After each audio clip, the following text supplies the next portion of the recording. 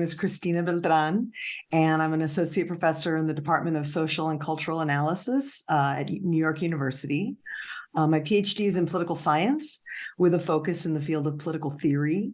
And so my research sort of sits at the intersection of modern and contemporary political theory, feminist and queer theory, Latino and U.S. racial politics. And so thus far, my work has been focused on Latinx identity in the U.S., immigration politics, social movements, white supremacy, and more recently, the rise of Latino conservatism. Yeah, and today we're going to be discussing your book, Cruelty and Citizenship, How Migrant Suffering Sustains White Democracy.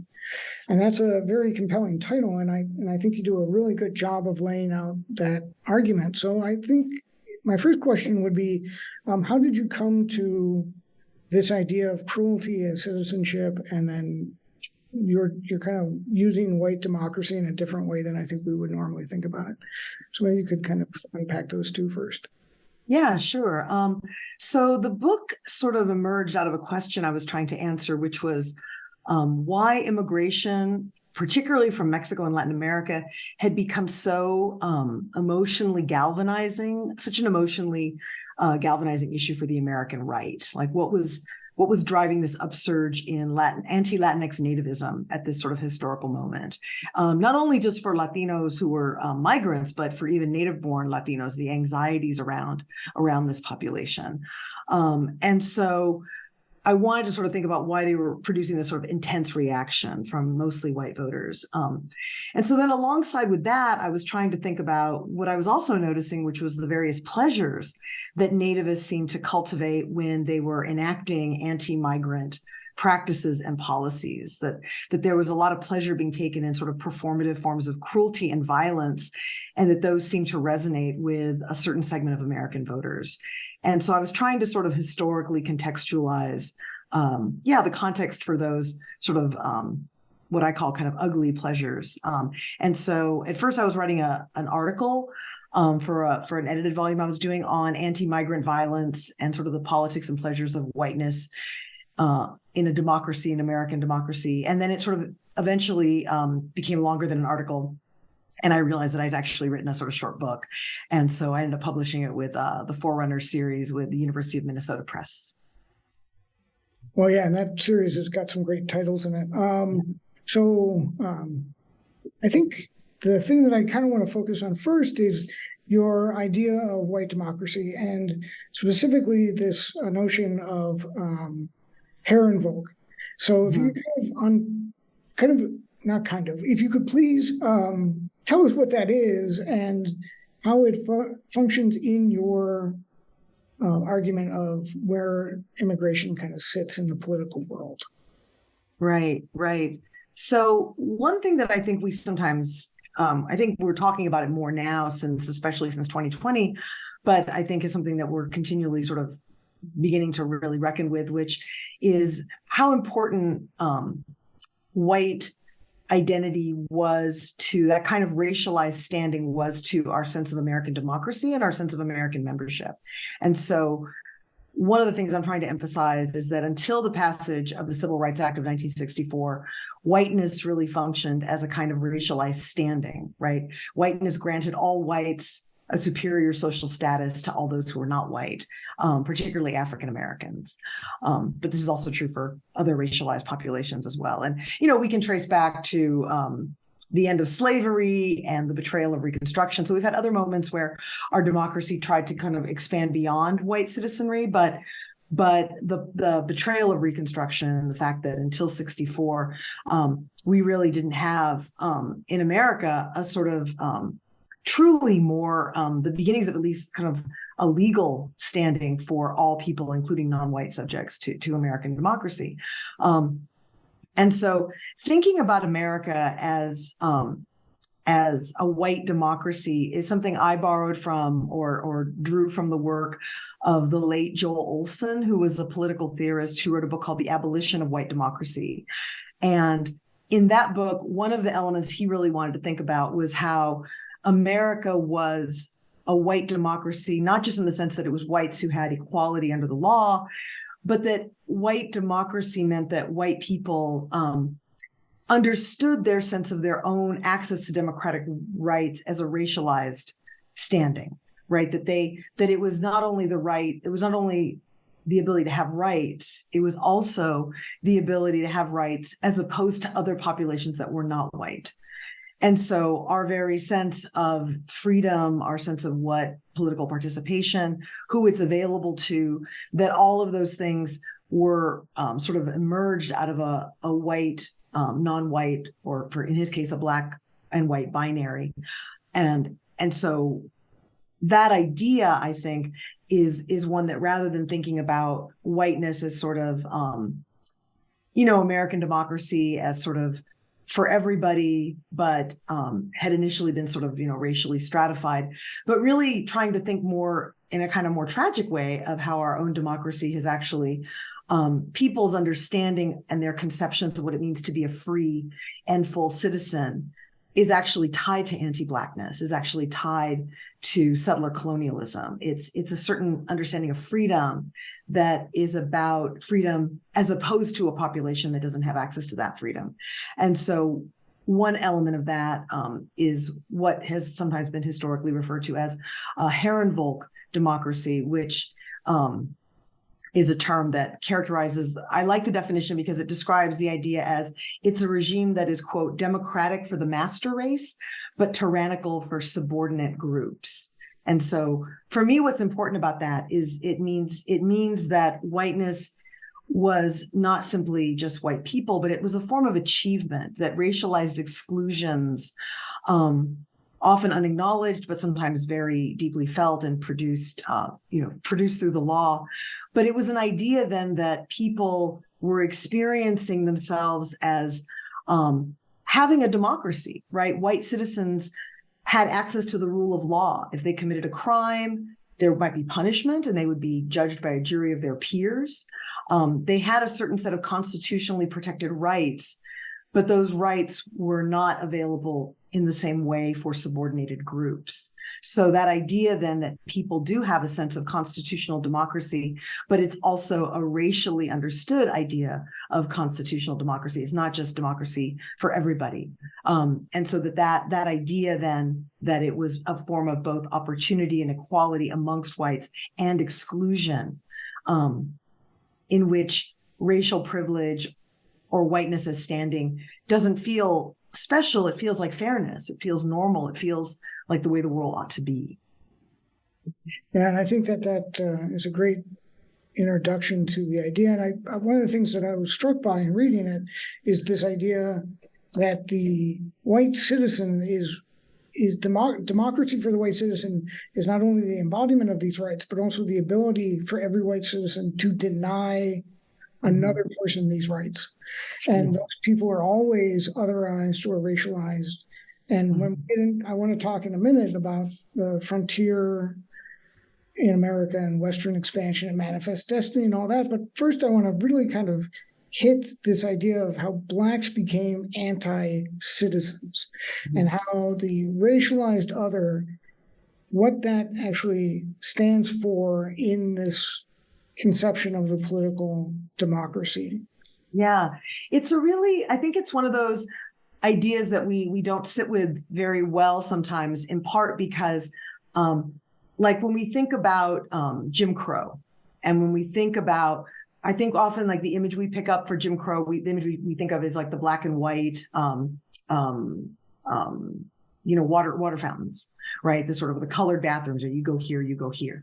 But the actual idea of segregation, Jim Crow segregation, was actually a very participatory way of excluding people. That exclusion wasn't just something that happened kind of, structurally, sort of in those sorts of ways, but it actually was something that people got to do together. So white citizens in the South, were, it meant that was a right that you had to tell somebody, if you were a waitress in a restaurant, if you were a bus driver, if you were a train conductor, if you were a ticket taker at a movie theater, you could tell Black people where to sit, where they could be, where they could not be. It was a very participatory act. You got to actually experience racial hierarchy and impose them and enact them on people all the time, right, in different kinds of ways as a citizen. And so your sense of being a free citizen became enmeshed in the idea of excluding and coercing and demanding other people actually move and live in the world in a particular way. And so when we integrate, that's not just a change in status. It's also for people who were participating in those forms, that's actually also a felt sense of loss. They lose what felt to them like a feeling of freedom and a practice that made them feel American. It made them feel rights-bearing. It made them feel like they had stature and standing. And so the loss of those forms of exclusion were really potent, and we really don't talk about the loss of those. And I think understanding them as participatory and that they actually shape people's sense of civic identity is something that is useful for us to understand what that loss was, and then perhaps why some citizens might still be seeking out those sorts of feelings again in other ways. Right. And it's this sense of no matter how low I get as a white person, even if I break the law, at least I'm not blank, blank, blank. Right. So at least I'm not a Mexican immigrant. At least I'm not illegal. At least I'm not black. And because I have these participatory rights that these people do not have. And I would like you to talk about how certain traits are imbued to the other. So it starts with slavery, and then it moves into Native Americans and Mexicans, and how Native Americans and Mexicans kind of straddle this racial divide. Like sometimes they're white, sometimes they're not white, sometimes they're black, sometimes they're not black, and it's this depending on, because when we get into the Western expansion, this really factors into how this project expands, this white project expands, right? Right. And I think thinking about whiteness as protean, as something that changes and evolves over time historically, and that it had to be built and that it had to be fought to be sustained. I mean, I always think of those moments in like, when you think about the integration at Little Rock, and we think of those images of women yelling at children, or white crowds, white mobs yelling at Black children integrating. That's also a warning to white people to not support this. Like, so whiteness is not only a project of policing non-white bodies, but it's also a project of telling white people how to be. And so I think one thing I was also struck by is that one reason I think things feel so divided right now in this country is because whiteness isn't holding in the same ways it used to, that white people themselves are challenging whiteness in ways that, these projects were always designed to stop, right? And so there's a consensus around what being white is and what whiteness is that is shifting and that is transforming. And that, I think, is a big part of why we see so much division, because it's not just division against non-white people, it's the rage at the fact that there are new majorities forming that are multiracial, that don't believe in that same conception of whiteness, that had a kind of a consensus overall, a generalized consensus that some people might have been against it or opposed to it, but it wasn't enough to take a stand on it. They weren't going to really do anything about it, which has been transformed over the past 60 years in really critical ways. So I think, for me, that's another part of the story of whiteness I want to think about, is that whiteness itself is very protean and emergent and changeable. And so one of those elements, and I felt like this was something that Joel Olson's work, which I really valued, but didn't capture, was he talks about race, and this happens in some race scholarship in general, not as often today, but in some ways it's still going on. In my field, political theory, there's sometimes a feeling that people in the last 15 years kind of discovered race. A lot of people. Joel Olson was one of the earlier people who, people like Laurie Balfour. There's a body of people who've been thinking about this for a very long time. But Cedric Robinson, et cetera. But there were some people more recently. It's kind of been an emergence of discovery or attentiveness. And then they seem to only be able to understand that there's African Americans and chattel slavery and Jim Crow. And they seem to really struggle with the dispossession of Native peoples. They seem to really struggle with settler colonialism and indigeneity. And they don't seem to know what to do with Asian Americans or Latinos and these other populations. And so this sort of black-white binary of understanding race it misses so much. It misses the way that Latinos are also Black often, also Indigenous. It misses the protean character of their race and their racial formations. And it doesn't explore the way that It's not just about the American Revolution and the Civil War, but 1848 is such a critical, the Mexican-American War and the expansion of the frontier, as you were saying, is such an important element to how race making and the politics of race in this country have emerged. And it's often not explored adequately. And we don't talk about 1848 and its importance as 1898 and Puerto Rico and other colonial projects. Like, we don't talk about these enough. And I think they have a really important element of the story to tell us that I wanted to think about, because they tell us something about movement and theorizing the frontier that I wanted to get at. Right. And I remember years ago in undergrad hearing a theory about America being that, one of the reasons America succeeds is that we have this infinite land, and that and we don't have a tie to the land, or what I should say, white colonists don't have the tie to the land that they had in Europe. So that you don't go back to the 1300s and this king defeated that king and my people were suppressed and all that kind of stuff. Right, so right. We have this notion built into our democracy of movement and freedom. And if you don't like it here, go over here.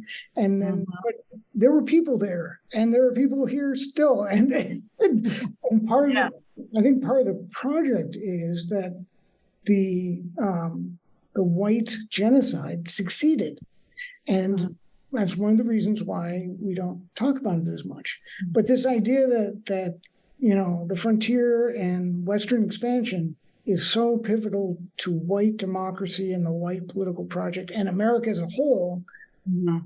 Could you kind of walk us through that? Sure. I felt like, and so I really also wanted to bring together sort of the way I tend to want to bring together political theory alongside works in Latinx studies and indigenous studies, which is also works of political theory, and put these things in history and anthropology and sociology and put them kind of in conversation. And so one thing that I was really struck by was the way in Latinx studies and in indigenous studies, the politics of Western expansion, the history of indigenous dispossession, the war with Mexico is really central to these fields. So I wanted to look at work by people like Jason De Leon or Kelly Little Hernandez, Monica Munoz Martinez, Josie Saldaña Portillo, and other folks who've been thinking about the frontier and been thinking about a couple of things that I think are really important. One of them is the idea that we often think about immigration, and as you said, we don't think enough about movement. And so I really wanted to think about migration as a practice of movement, and movement itself as a kind of enactment of freedom. And so thinking about that in terms of scholarship on the frontier, but I was also looking at work by a wonderful political theorist named Hagar Kotef, who also writes about the politics of movement and freedom. And I was looking at the work of historian Greg Grandin, and he has a wonderful quote where he says, talking about the United States, and he says, "All nations have borders, and many today even have walls. Only the United States had a frontier, or at least a frontier that served as a proxy for liberation, synonymous with the possibility and promise of modern life itself." And I love that idea, because it was this idea that modern life was premised on this idea of expansion. And it was a different language of the relation to land than, like you said, a feudal account of land where you're tied to the land by generations. But it's also this idea that one had the freedom to move and to claim and to settle, and that itself felt like a form of freedom, and that it's a process of both racial violence and civic construction. And I think we often talk about one side or the other. So it's Indian wars, it's displacement, it's dispossession, but it's also founding, right? It's also building schools and churches and communities and the hard work of forging community in a new place. And so people have a very deep attachment to the project of settlement. It's not just a bloodthirsty project. It's also a project so tied to people's sense of creation of a new civic landscape that had their dreams invested in it. So that multiple layered dynamic that you can't pull it apart. You can't just talk about one part of it. And that we often disavow the violence of it. But sometimes when we talk about the violence of it, we disavow the civic elements of it. And so wanting to think about those together was really, for me, very important. And then the other part of it that interests me that in Latinx studies, there's more of a conversation about, is that the war with Mexico, it's a story of what people like Laura Gomez have talked about and Josie Saldaña Portillo have talked about as a kind of layered colonialism, right? The U.S. when the U.S. enters into the war with Mexico, there's already been Spanish colonialism. So there's already been racial hierarchies that emerge in Mexico between Mexican and indigenous populations that existed, certain relationships of settlement and settler dynamics and colonial dynamics. And so that colonial history then meets a new colonial history. And there's a mixing of those stories, and it's complicated. It's a complicated dynamic. And so certain stories of race making that the U.S. is offering, so things like in the Treaty of Guadalupe Hidalgo, Mexicans are designated as white. And so Laura Gomez always talks about how they are sort of legally white, but socially treated as non-white. And so that dynamic of wanting to not be Black, wanting to not be in the condition of Jim Crow, to be in that sort of place in a non-white category that way, wanting access to the franchise, et cetera, creates a dynamic among Latinos where you see practices of both a group that's being subjected to racial violence and exclusion, and they're also sometimes participants in it. They're playing a role in battling with indigenous populations for their own sense of settlement and property, and other times they're in solidarity there and out there. They have bloodlines and connectivity, and they're fighting with indigenous populations across the Southwest. So it's a very complicated dynamic. And the other dynamic that exists is that white citizens sometimes view Mexicans as also savage. And so they become hailed into a story of part of what makes Mexico a country worthy of invasion and in need of American governance is their inability to quell indigenous populations.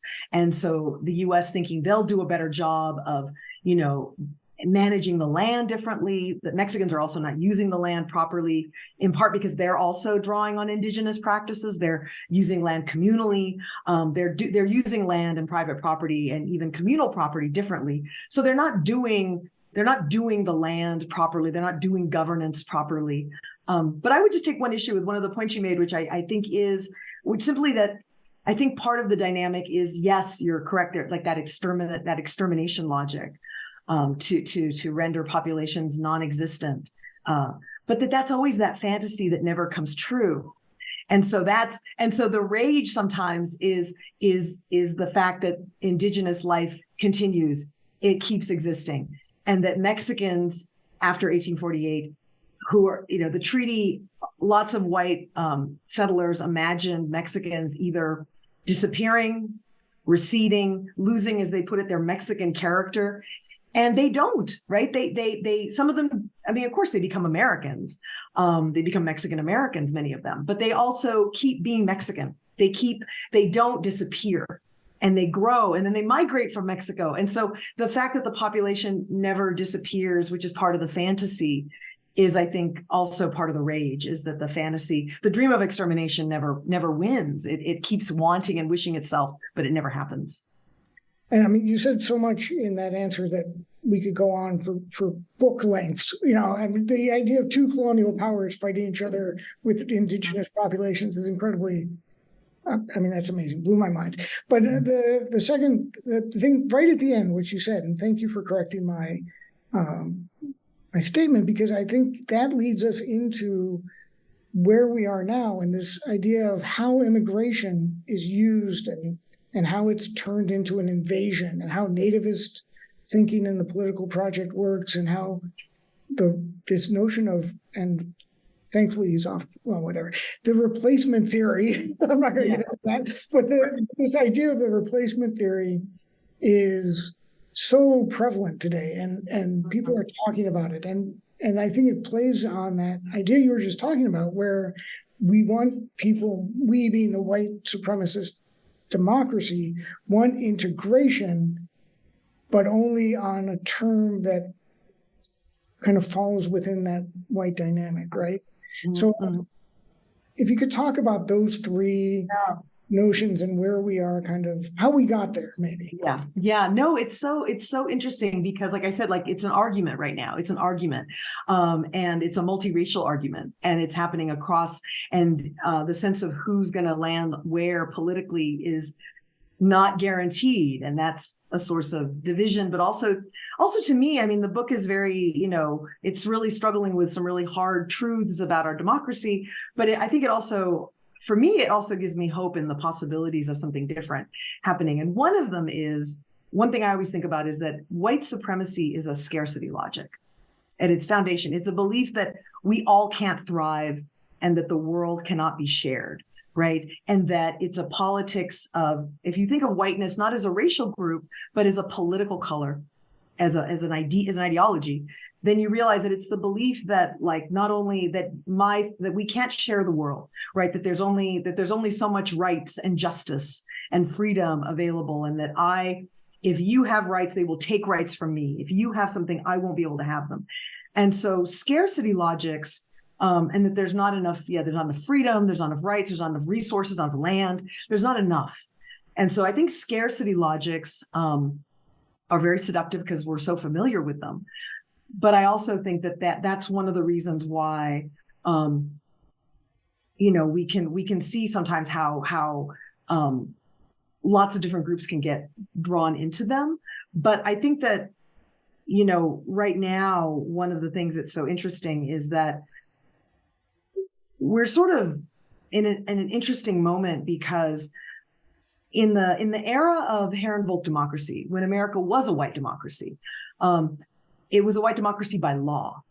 It stops being a white democracy by law, and African Americans are still discriminated against. We still see police violence, prisons. We can have a conversation about all the ways that these legacies and continue in real practice and in real legal terms as well.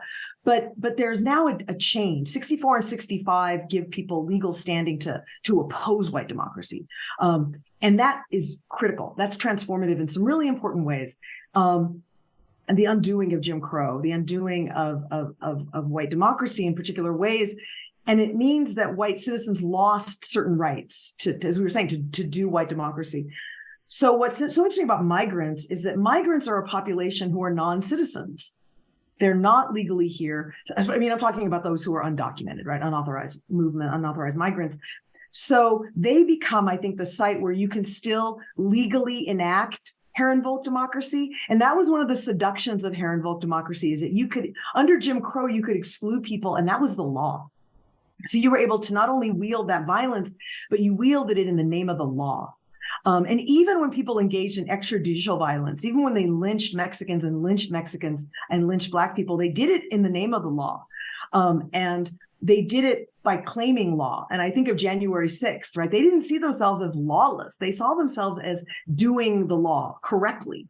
So that idea of like wielding the law is really powerful. And it's not as successful now when you try to do that kind of violence on fellow citizens. But non-citizens are a population you can enact Herrenvolk pleasures on and feel free in that way. You can dress up and join a militia and go to the border and literally round people up, and you won't get arrested for doing that, right? The Border Patrol can come and, will take them off your hands. I mean, there's a different project there. And so I think non-citizens are a population that let people return to some of those. I call it the Herrenvolk loophole, because it's like a chance to go back and revisit those pleasures. And I think that to me is an important dynamic, because also, I guess the last quick thing I would say about that is that what's so interesting today is that it's migrants that are on the move.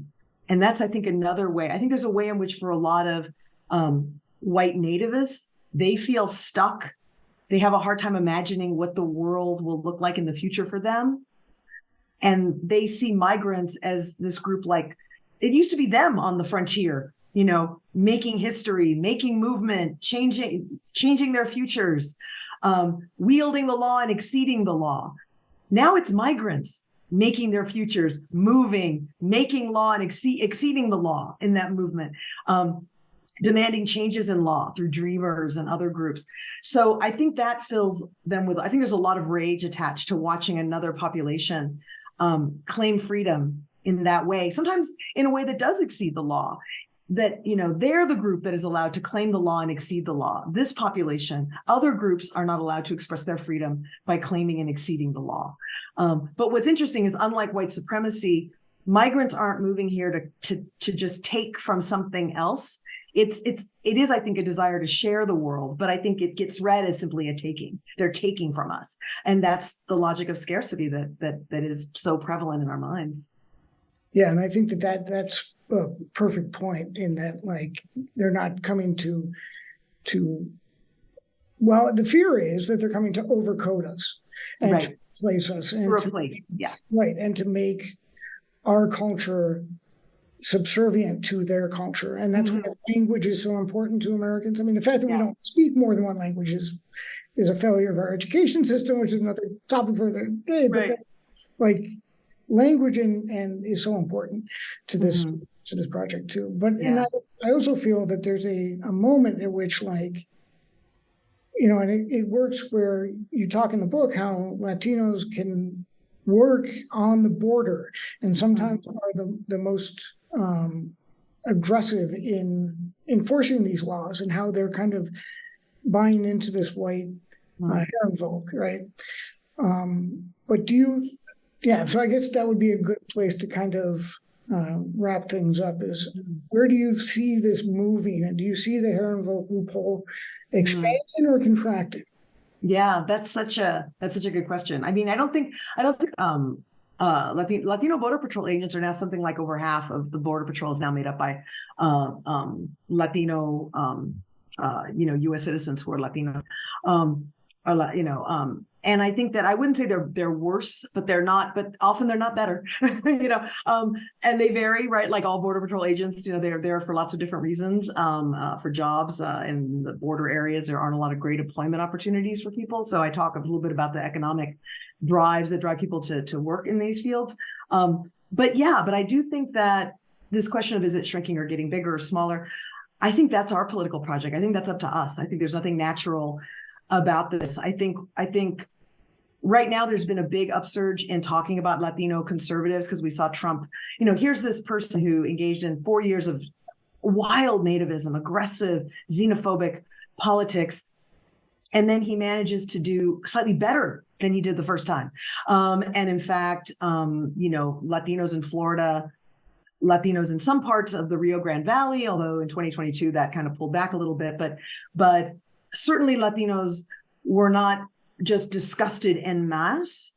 Instead, we saw a proliferation of responses. The vast majority of Latinos continue to vote Democratic. They continue to be appalled. They did a lot of anti-Trump organizing emerged in communities and across in Texas, in Arizona, in Florida. There's people everywhere, horrified and resisting this.